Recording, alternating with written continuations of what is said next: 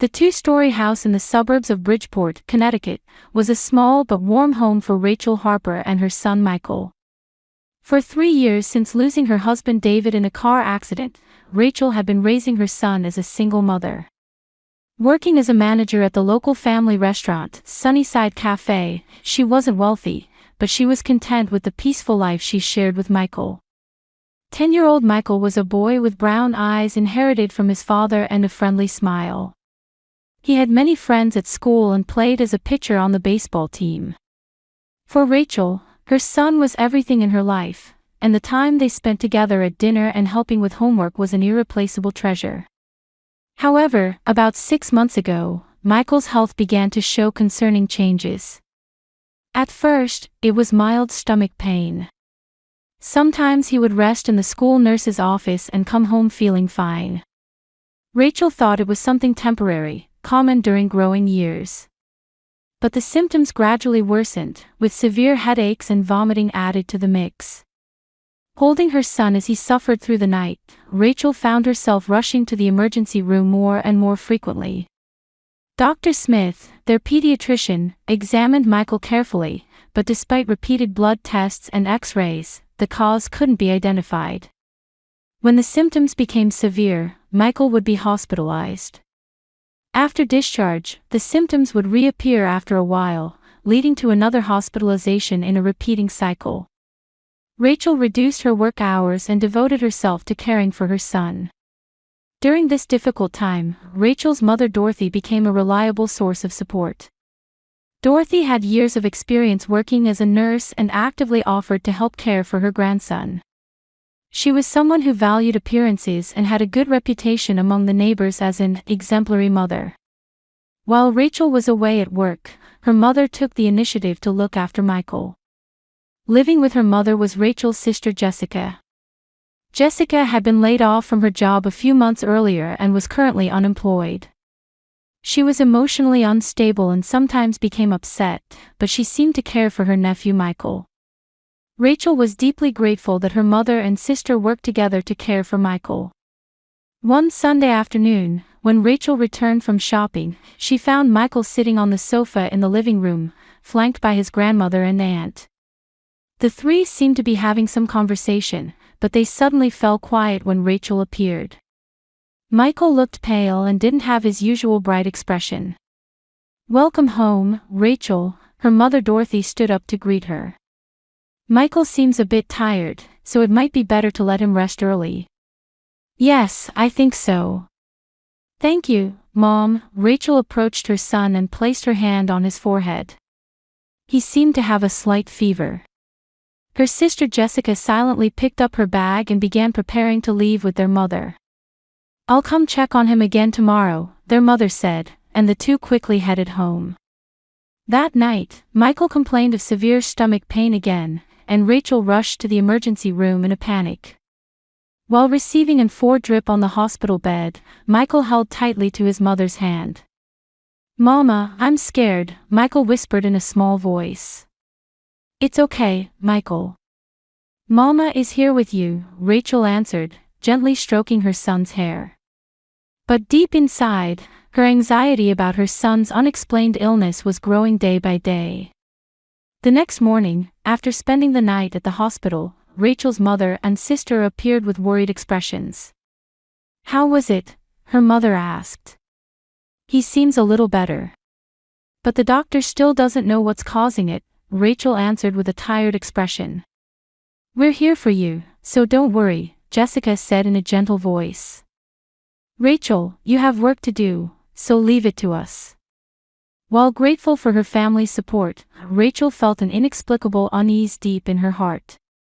As Michael's hospitalizations continued to repeat, Rachel began to notice a strange pattern. Almost without fail, her son's condition would worsen after her mother and sister visited. At first, she thought it was coincidence, but as it happened repeatedly, she began to question whether the timing was too frequent to be mere chance.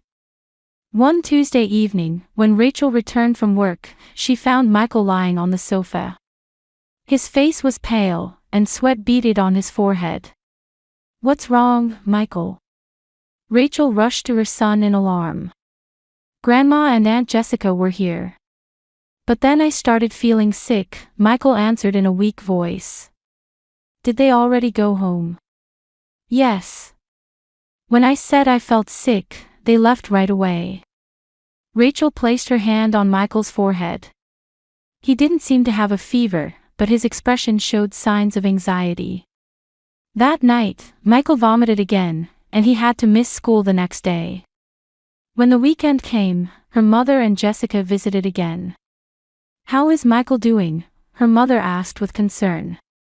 He's been feeling a bit better since yesterday, Rachel replied, and Jessica made a suggestion.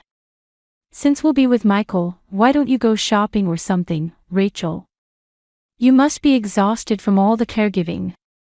Rachel was indeed tired.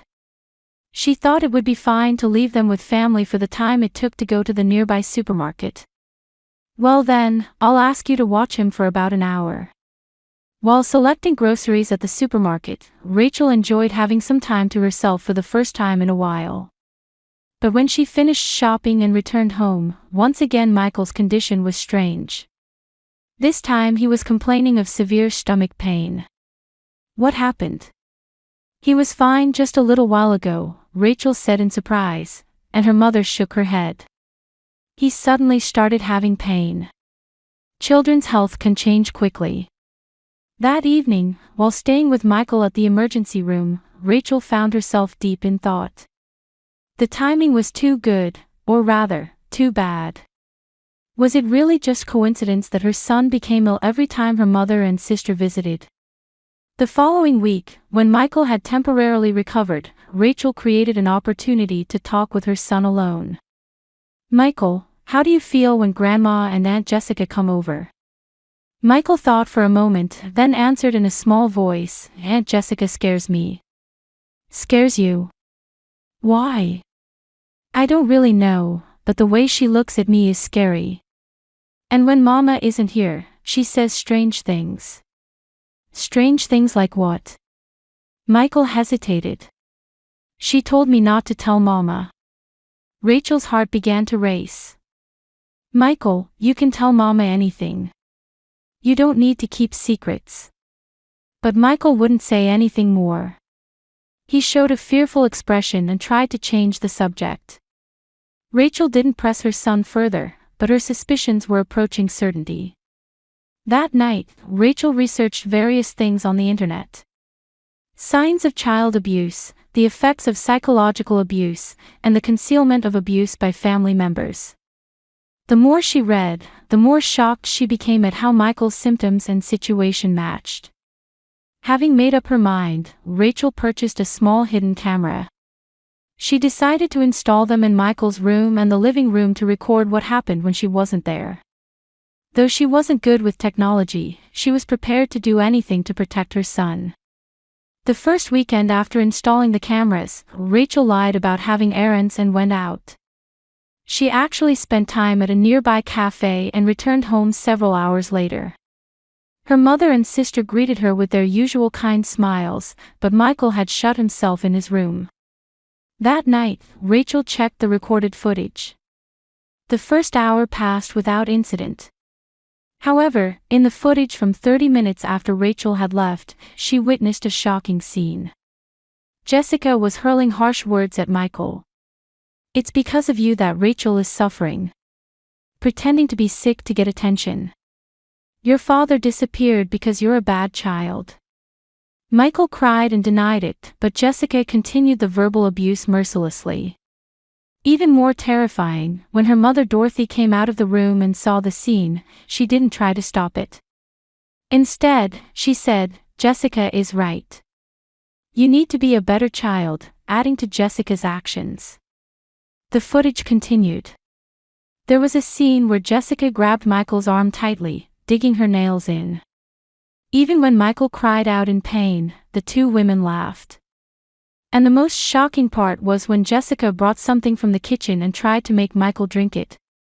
Michael resisted, but their mother forcibly held him down while Jessica made him drink the liquid. Immediately after that, Michael began complaining of stomach pain. In the footage, Jessica and their mother wore satisfied expressions. Rachel closed the laptop with trembling hands. Tears wouldn't stop flowing. To think that her own mother and sister had been doing such cruel things to her beloved son. She didn't want to believe it, but the evidence was right in front of her. The next morning, Rachel took time off work to visit a law office. She explained the situation to Anderson, a lawyer specializing in family law, and showed him the recorded footage. "This is clearly child abuse," Attorney Anderson said with a stern expression. "Not only physical abuse, but psychological abuse, and possibly the use of some kind of drugs. You should immediately report this to the police and Child Protective Services." "But they're my mother and sister," Rachel was confused. "Blood relations don't matter. Your child's safety is the top priority. Let's gather more evidence and take proper legal action." Rachel followed the lawyer's advice and decided to first keep detailed records. She organized Michael's symptoms, the dates and times of her mother and sister's visits, and the hidden camera footage. At the same time, she decided to consult with Dr. Smith, Michael's attending physician. When she showed the footage to Dr. Smith at the hospital, the doctor's expression became serious. "This explains why Michael's symptoms have been so inconsistent. There's a possibility of drug poisoning. Let's conduct detailed tests." The results of new blood tests detected trace amounts of laxatives and painkillers in Michael's system. Because small amounts had been administered over a long period, serious health damage had been avoided, but continued use could have been life-threatening. With this evidence in hand, Rachel finally resolved to take action. To protect her beloved son and for the sake of justice, she decided to fight. Even if the opponents were family members, this was unforgivable. Before going to the police station, Rachel had one last conversation with Michael. "Mama will protect you. I won't let you be scared anymore." For the first time, her son showed a relieved expression and hugged his mother tightly. On Thursday, after finishing her afternoon shift at Sunnyside Cafe, Rachel headed to the hospital to check on Michael. His condition had worsened since the night before, and he had to be hospitalized again. This was the 7th hospitalization. Rachel's heart was heavy, and the content of her consultation with the lawyer wouldn't leave her mind. When she parked her car in the hospital parking lot, Rachel noticed that her mother Dorothy's old sedan was already parked there. Sister Jessica was probably with her too. What would normally be a reassuring sight was now only a source of anxiety. She entered through the hospital's main entrance and took the elevator to the 4th-floor pediatric ward. The hallway was relatively quiet for the evening hours. Nurses were busily moving about, and children's voices could be heard in the distance. Michael's room was at the end of the hallway. As she walked along, checking the room number plates, Rachel stopped. She could hear voices coming from the hospital room. The door was about half open, and the conversation inside could be heard leaking into the hallway. It was her mother's and sister's voices. They were speaking in low voices, but in the quiet hallway, it was clear enough to understand. "We can't continue this much longer," Jessica's voice said. "Rachel might be getting suspicious." "It's fine," her mother Dorothy replied. "It'll be over soon." Rachel's heart began pounding violently. What would be over? She hid behind the hospital room door and listened carefully. But what if that child says something? Jessica's voice carried anxiety. Michael doesn't remember anything. The drug should have made his memory fuzzy too. Her mother's voice was cold. Besides, even if he says something, who would believe the rambling of a sick child? Rachel took out her smartphone from her handbag with trembling hands. She opened the recording app and tapped the screen. Recording began. "Let's have him transferred next week," her mother continued. "At the state hospital, we have an acquaintance who's a doctor. We can have him write an appropriate medical certificate there." An appropriate medical certificate. A diagnosis that he has psychological problems. That way, Michael's testimony won't be believed. And Rachel won't be able to handle caring for her son anymore, so she'll probably put him in an institution." Rachel gasped. Her mother and sister were planning to have Michael committed to a psychiatric hospital. "If we don't get caught, that's the end of it," Jessica laughed. "Rachel will suffer for the rest of her life, never knowing what caused her son's illness." "That's right. That child needed punishment." Her mother's voice had a chilling coldness. "After marrying David, she started looking down on us. Through Michael, we taught Rachel about reality. It was fun at first," Jessica continued. "Watching that child suffer was somehow refreshing. Seeing Rachel desperately nursing him was amusing too. But lately it's become troublesome," her mother sighed. "We have to increase the drug dosage to get results, and Rachel is starting to get suspicious. Let's finish this quickly." Rachel felt tears streaming down her cheeks. To think that her own mother and sister were such cruel people. They had been using her son's suffering as revenge against her. "What about the medical records?" Jessica asked. "Already arranged.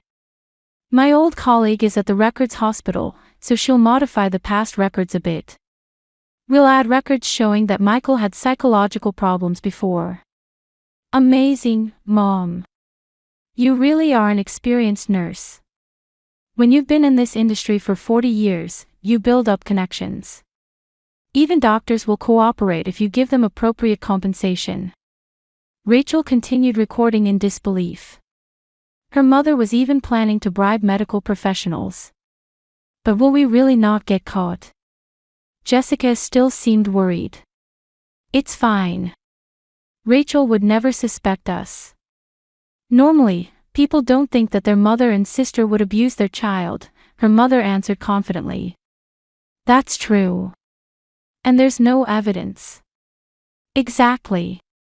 We've always acted carefully.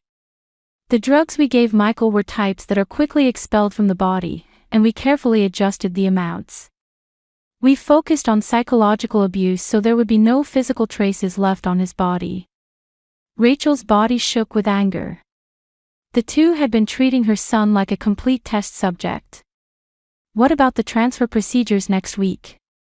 Jessica asked for details. "I'll explain to Rachel that more specialized treatment is necessary.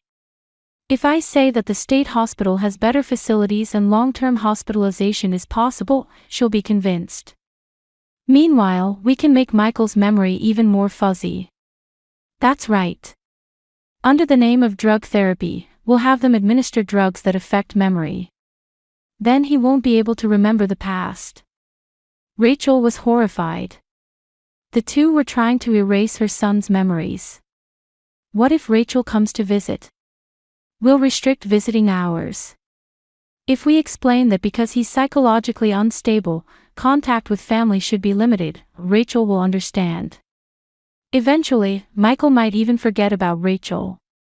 The two women's laughter echoed in the hallway. Rachel felt nauseous. "But just in case, let's take out some insurance," her mother continued. "If Rachel notices something, we'll prepare evidence to question her mental state. Single mother stress, psychological instability from her son's illness, we could use those reasons to possibly restrict her parental rights." "That's a brilliant idea," Jessica was impressed. "Then we would become Michael's guardians." "Exactly. And we'll put him in an appropriate facility, and we'll be free. We'll let Rachel carry the grief of losing her son for the rest of her life." Rachel had reached her limit. While continuing to record, she quietly left the area. She couldn't enter the hospital room. If she saw her son, she would surely lose control of her emotions. She took the elevator down to the first floor and went outside the hospital. Sitting in her car in the parking lot, she stopped the recording. It was a 15-minute recording. Her mother and sister's horrifying plan was all recorded. Rachel dialed the lawyer's phone number with trembling hands. "Anderson speaking. This is Rachel Harper. It's an emergency. Can I see you right away? What happened? I got decisive evidence. I recorded a conversation between my mother and sister. They're trying to put my son in a psychiatric hospital and erase his memory. She could hear the lawyer gasp on the other end of the phone. Please come to the office immediately. Let's contact the police and Child Protective Services. Ensuring your child's safety is the top priority. Attorney Anderson's office was still lit past 8 o'clock at night. After listening to the audio file Rachel had recorded, the lawyer nodded with a serious expression. This is perfect evidence. Child abuse, drug administration, falsification of medical records, bribery. Multiple serious crimes are recorded, Attorney Anderson said while saving the file. Let's contact the police and Child Protective Services right away. That same night, Rachel was questioned at the police station. The recorded audio, hidden camera footage, and Michael's blood test results, all evidence was submitted. Detective Inspector Thompson, an experienced woman, listened seriously to Rachel's story. Ma'am, you took very courageous action, Inspector Thompson said in a gentle tone. First thing tomorrow morning, we'll take protective measures for your child. And we'll request arrest warrants for the perpetrators. The next morning, Rachel headed to the hospital.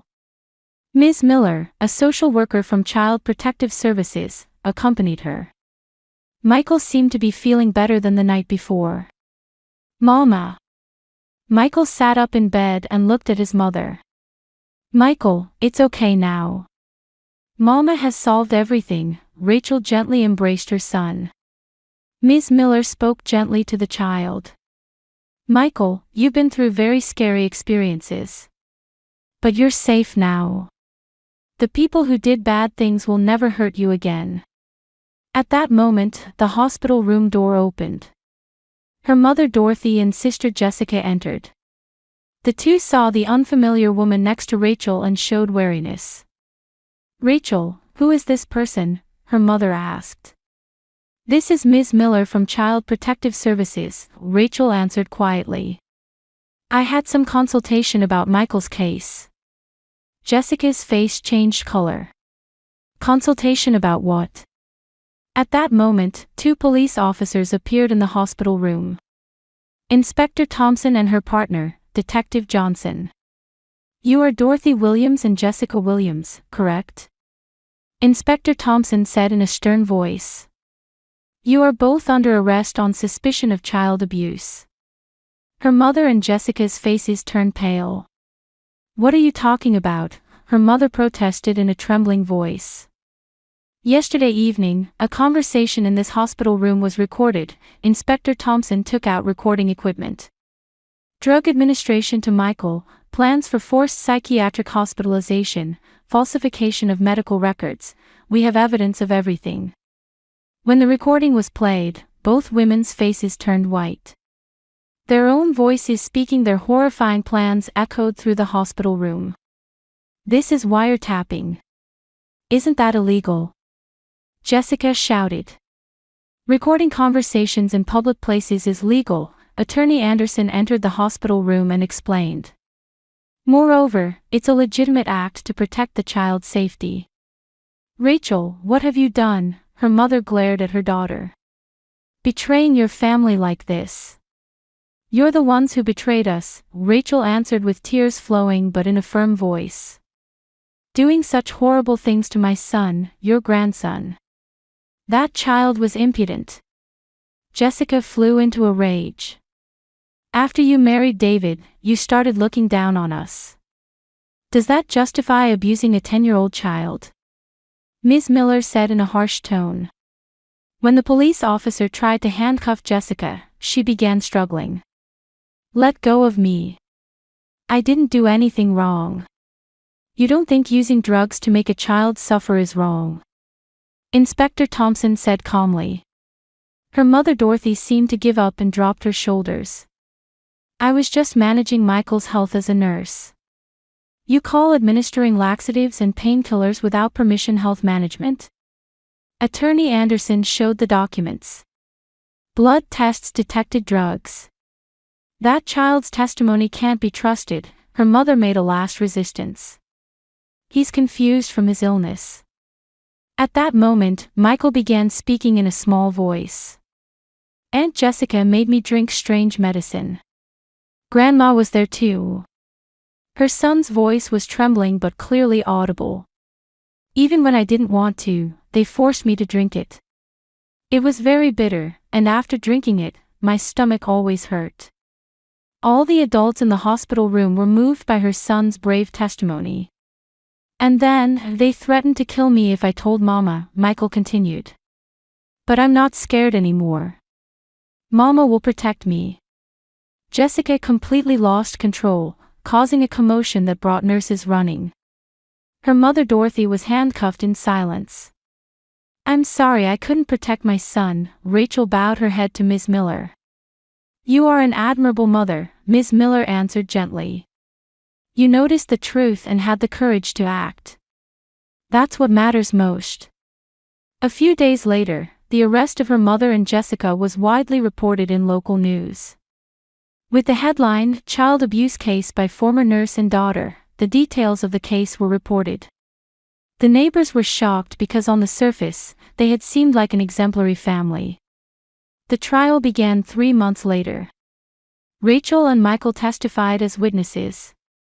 Michael, though trembling with fear, told the truth. The hidden camera footage and recorded conversations became decisive evidence. I sentenced defendant Jessica Williams to 5 years imprisonment for child abuse, the judge read the verdict. I sentenced defendant Dorothy Williams to 3 years imprisonment as an accomplice. In the courtroom, Jessica showed no sign of remorse to the end. I hated that child, she shouted. Her mother Dorothy apologized in her final statement, but it was merely formal, concerned with appearances.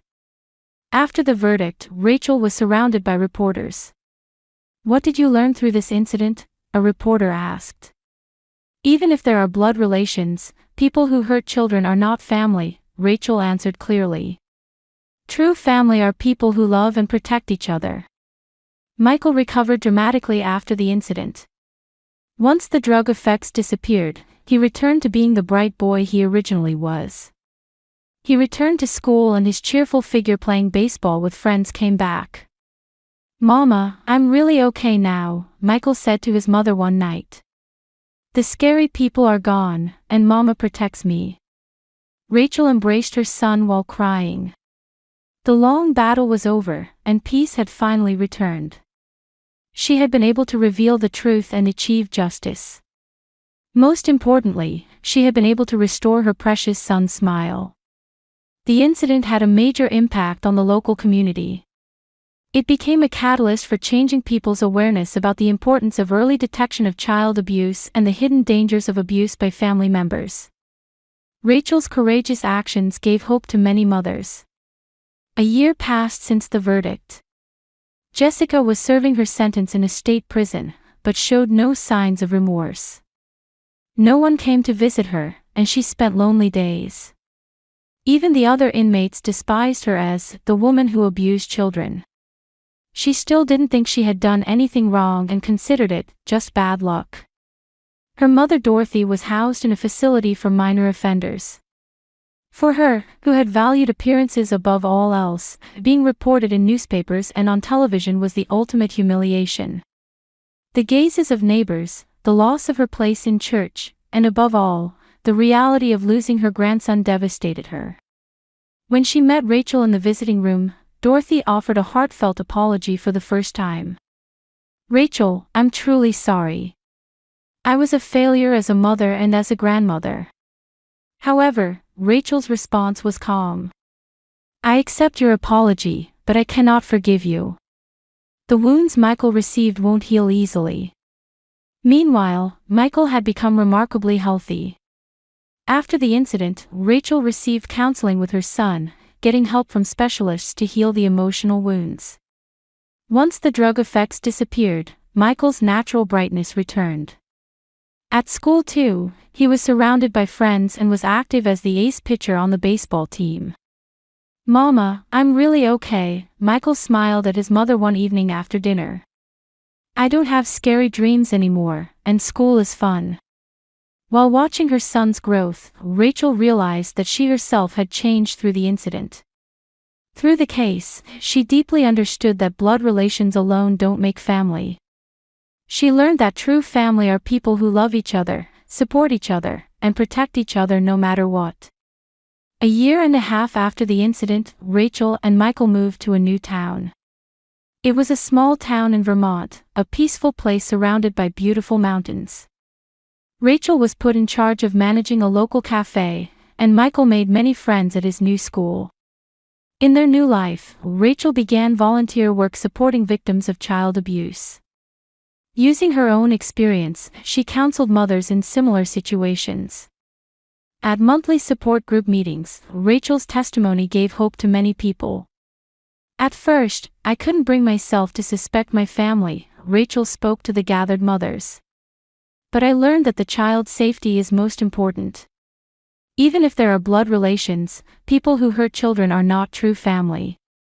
One of the participants asked, "How were you able to find the courage?" "I wanted to protect my son's smile, that was my sole motivation," Rachel smiled. A mother's love gives you the strength to overcome any difficulty. Michael also sometimes participated in abuse prevention lectures at school. He conveyed to children his own age the importance of consulting with adults when scary things happen. Although he was initially afraid of speaking in public, he could now confidently share his experiences.